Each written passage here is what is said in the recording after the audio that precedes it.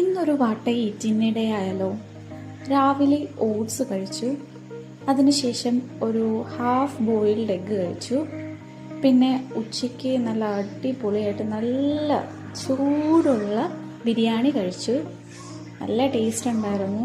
ഇതൊരു ഫ്രണ്ട് ഞങ്ങൾക്ക് വേണ്ടി ഉണ്ടാക്കിക്കൊണ്ട് വന്നതാണ്. നല്ല അടിപൊളി ടേസ്റ്റായിരുന്നു.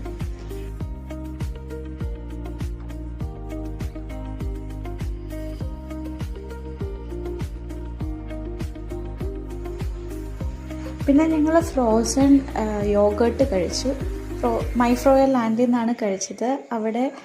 അവിടുത്തെ പ്രത്യേകത എന്താണെന്ന് വെച്ചാൽ നമ്മൾ തന്നെയാണ് അത് സെർവ് ചെയ്യുന്നതും അത് മിക്സ് ചെയ്യുന്നതും അതിൽ വേണ്ട എല്ലാം മിക്സ് ചെയ്യുന്നതൊക്കെ നമ്മൾ തന്നെയാണ്. അപ്പം ഞങ്ങൾ കുറേ സാധനങ്ങൾ അതിൽ 2-3 ഫ്ലേവർ എടുത്തു. എന്നിട്ട് അതിൽ കുറേ മിക്സിംഗ് ഒക്കെ ചേർത്തിട്ട് കഴിച്ചു. നല്ല ടേസ്റ്റ് ഉണ്ടായിരുന്നു, അടിപൊളിയായിരുന്നു.